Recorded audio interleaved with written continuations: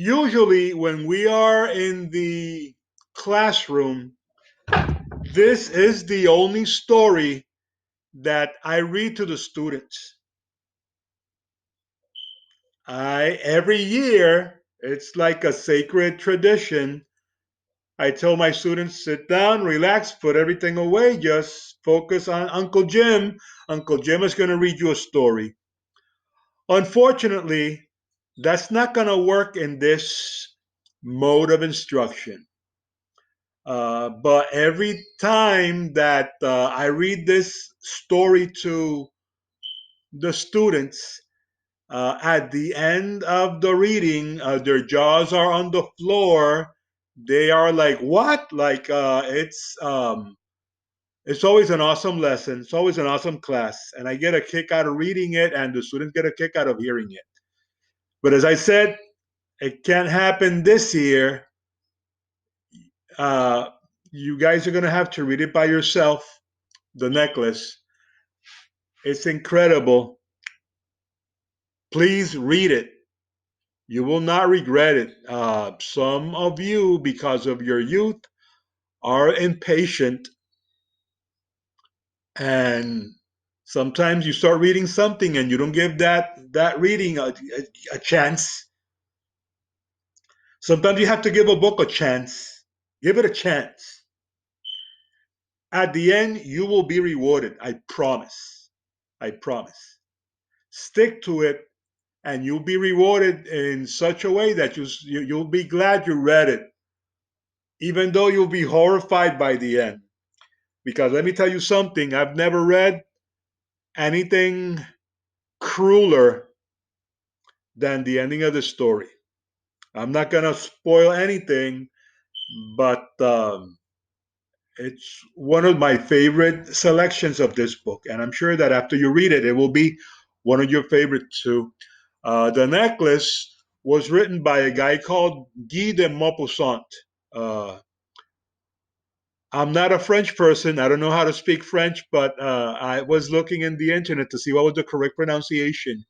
Guy de Maupassant is the author. I knew a little bit about him, but I started doing a little bit more research, and I was impressed by this guy. The story is good, but doing research, I developed an interest in reading other of his stories. Um, because apparently there are stories that he wrote that are even better than this one. And I said, this one is great. Because it's a great story, and it's not one of his best ones. I can only imagine how good the other ones are. So I am looking very much forward to reading more Guy de Maupassant in the next days, whenever I have a chance. Uh, and Guy de Maupassant is one of those writers that like to write about the unexpected, not necessarily the extraordinary. When you talk about the extraordinary, you're talking about fantasy, science fiction, and supernatural horror, and you deal with things that are impossible. But you have authors, you have writers that write about the unexpected, not about impossibilities. So there are things that are very much possible, but they are probably too horrible for you to contemplate them happening in real life, even though they happen in life all the time. But there are just some things about life that can be so horrible that people just don't, you block it out. You don't want to confront it. He's one of those writers. He's in a group of writers like they write about things unexpected. Or sometimes it's happy things. Not everything is horrible. Writers like O. Henry. You'll be reading O. Henry very soon. You're going to be reading a quintessential Christmas story titled "Gift of the Magi," which is a wonderful Christmas story that has an unexpected turn. You have writers like Ambrose Bierce. You have writers like Kate Chopin. And you have guys like Guy de Maupassant that like to mess with you. So you're going to enjoy The Necklace very much. One of the things that I did not know about Guy Guy de Maupassant was that he was mostly a writer of horror. I did not know that. And that he was the main inspiration of H.P. Lovecraft. And I've spoken about H.P. Lovecraft before. Does anybody remember anything I've said about H.P. Lovecraft? Someone here wrote a project on him, so that person should be an expert on H.P. Lovecraft. What is he mostly responsible for creating? Anyone?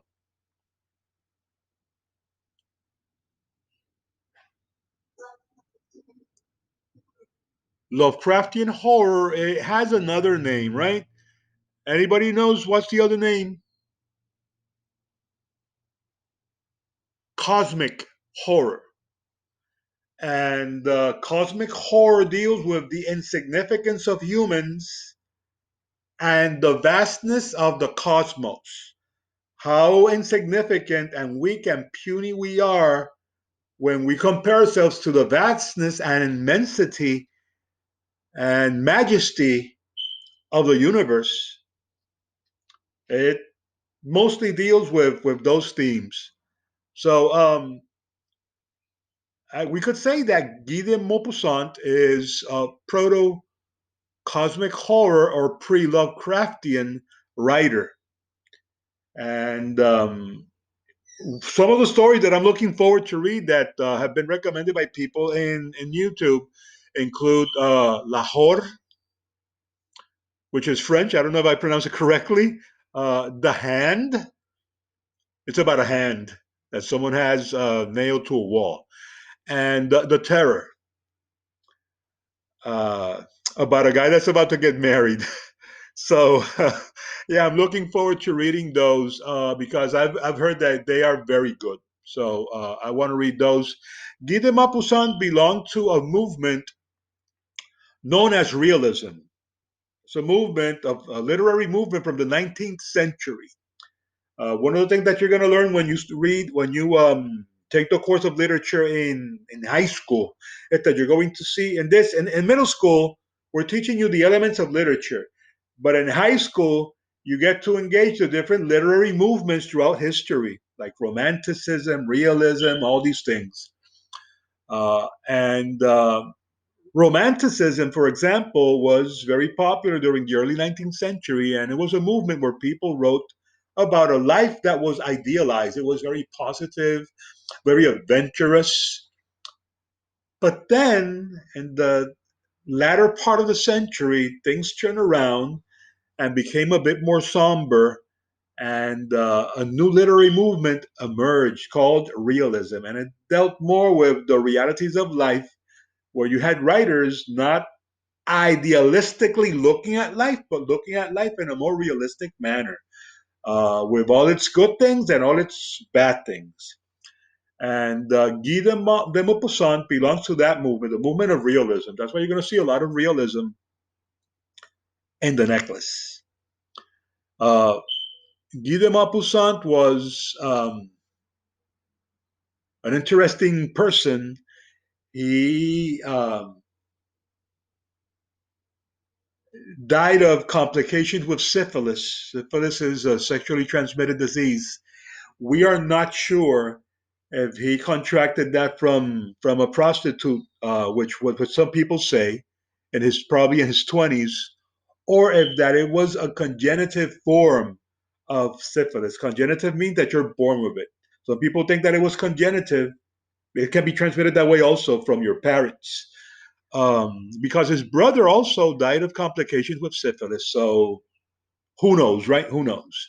But one of the things that syphilis does, it has a range of complications that are physical, like visual impairment and things like that, which apparently inspired some of his writings, and and also mental issues. And he stabbed himself with a knife, with a pen, with a letter opener in the neck, and he ended up in a mental institution where he died. Uh, that's the story basically of Guillaume Maupassant. It's kind of depressing, but his body of work is interesting. And When you read the necklace deals with many important themes that are very contemporary and that never get old. Themes like, for example, the lack of appreciation for blessings. We look at our lives and instead of looking at the things we have, we usually decide to look at the things that we don't have, which is a funny way of looking at life, right? Looking at the glass instead of half full, looking at it half empty and complaining about that. And we all do it at one moment or another. You know, I've complained about a lot of things, but then when I put on the news and I see what many people have lost during this pandemic and that I have not, dude, I'm blessed. You know, stop complaining because we complain so much. Don't you think so? We complain way too much. We complain right now. You know, I'm looking at what happened to these people in Central America, people in Nicaragua and Honduras. They've been hit twice by powerful storms. Have you seen what these hurricanes have done to those countries? And and we were not touched by even one. So, and it's not because we're better than anyone. If anything, sometimes we're worse than a lot of people. And I feel bad for them. But it's a blessing that we have not gone through another Maria, and these guys had like two Marias. And if you're not seeing that in the news, you should and consider yourself blessed. Um, Another one of these themes, the theme that we find in the necklace is shallowness. How superficial people can be sometimes. Sometimes we have a lack of depth. You hear our conversations, the things we talk about, the things that really interest us, and they are so insignificant and so shallow, so stupid sometimes. And I'm talking everyone, young people, old people, the things that we really concern ourselves with. There are things that are so fleeting, of so little consequence in life. And that's one of the themes that you're going to find in the necklace. In addition to that, you're going to find the theme of materialism. What is materialism? When you put too much value on material things, some people have the idea that the more I have, the happier I will be. If I have this and if I only had that, I will be happier. And then you get it, and you're not. Does it sound familiar?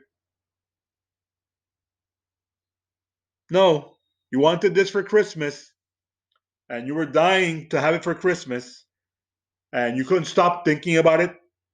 And Christmas came, and they gave it to you, and you messed around with it for an hour, and then you put it away because you thought you would be super happy with that thing, and you're not. Does that ring a bell? And I'm not talking to you like I'm better than you, okay? I'm not talking like I am above that, okay? But you understand what I'm saying, right? And the story also deals with the unpredictability of life. Sometimes we imagine that life is going to be a certain way, and life, guys, is, if anything, is unpredictable. There are no guarantees in life, and people make plans, and the plans are completely unmade by life because life has its way. Life is what it is, and it also deals with the theme of appearances, about people wanting to give impressions to others that there's something they're not. And we have to be authentic, guys. We have to be who we are. We cannot like pretend that we are things that we are not. I'm not saying that we should not aspire to be better, that we should not take steps to be a better person than what we are. But you should not be giving appearances that you're better than what you are. It's better to work at being better, not appearing to be better, and keep on being a monster behind doors. So all those themes and many more can be found in the necklace. The necklace is a very good story. So uh, you're gonna be reading the necklace shortly. Before that, I would like for you to react to this question as preparation for the reading. The question is, how might envy or greed cause a person to make the wrong choice? Think about that for a moment and then answer. How might envy or greed cause a person to make a wrong choice? And don't tell me that you've never felt envy or have never felt greed. We all have, and some people still do. And both envy and greed uh, inform the actions and decisions that we sometimes take.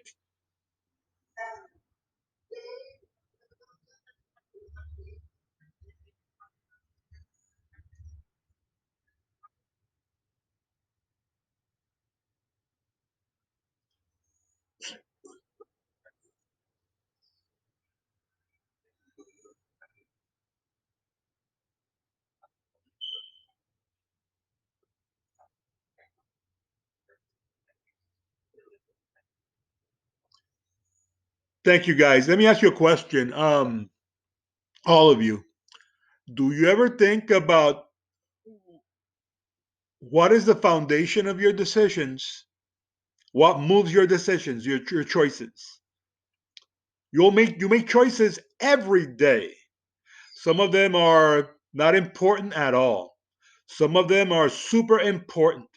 And some of them are so important, they're so transcendental that they will impact the rest of your life. So we make all kinds of choices every day. From what color socks I'm going to wear to what career I want to have in the future. Have you ever asked yourself what is driving your choices? If it's fear, well, we are very emotional. We'd like to believe we're not, that we're more rational, but you have good emotions and you have bad emotions, right? So whether it's emotions or reasons or attitudes, and you have good ones and bad ones, what drives your choices? Do you ever think about that? I decided that I decided to do this. I decided to say this. I decided to think this way or to behave this in this manner of this person. What guided, what informed that choice? Because let me tell you something, when what is guiding that choice is something bad, like, for example, envy or greed or many other horrible things that exist in life, it's never going to end well. It never ends well.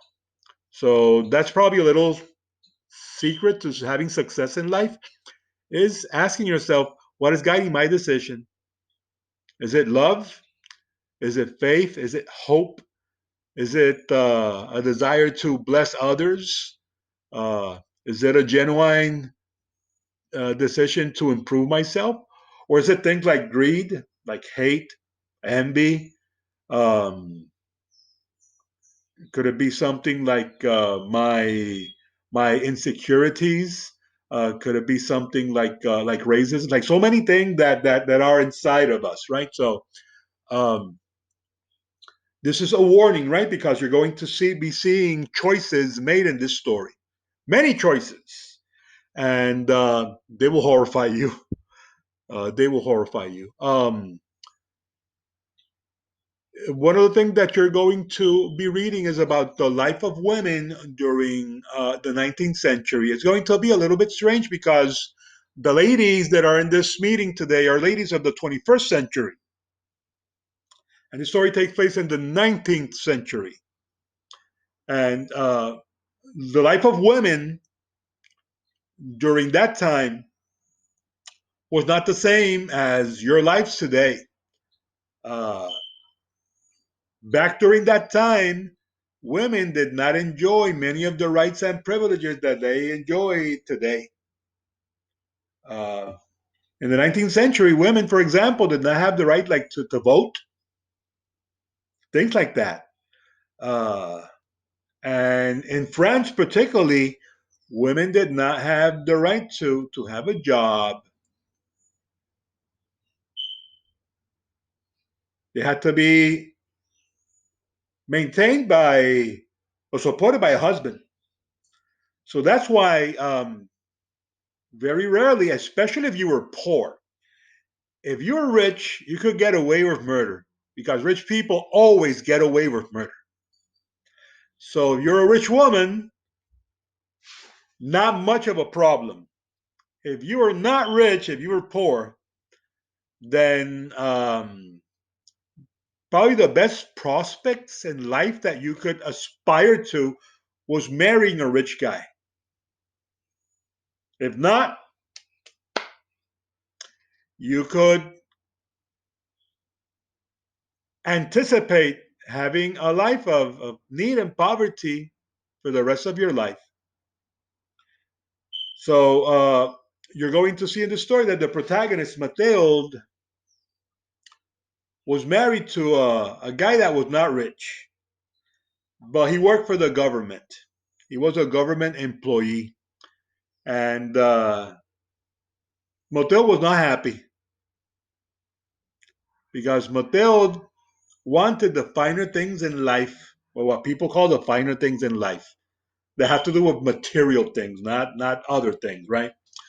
Uh, and Mathilde was actually back then. Wives were actually purchased. Did you hear me? I said bought, basically, through something called a dowry. In Spanish, we call it un dote, a dowry. A dowry was like, and this is the way it's been for many centuries. Like, and who knows if in other parts of the world it still works that way. Like, hey, I want to marry your daughter. Uh, what do I have to give to you so you will give me the hand of your daughter in marriage? Okay, I'll give you like 50 goats and 10 pigs and a cow. How about that? Okay, well, here's my daughter. Ladies, have you ever heard of such a thing?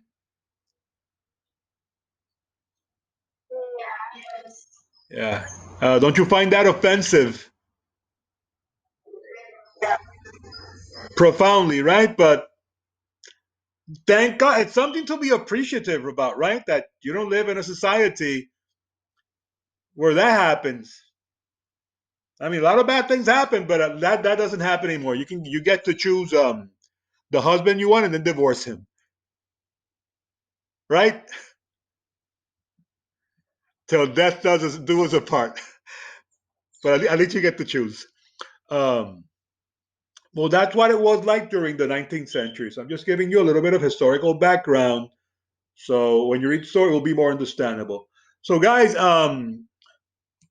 the literary concept that you're going to engage when you read this story includes symbols. And you know that symbols or symbolism is the investing of an outward meaning to things, right? That do not usually intrinsically have that meaning. You're going to find situational irony. And remember that we're working with irony. And irony, we have three types of irony. We have verbal, we have situational, we have dramatic. You know that you should not be confused with situational and dramatic. When you hear situational, remember that you're going to be surprised at the end that you never saw it coming and the character never saw it coming. Okay.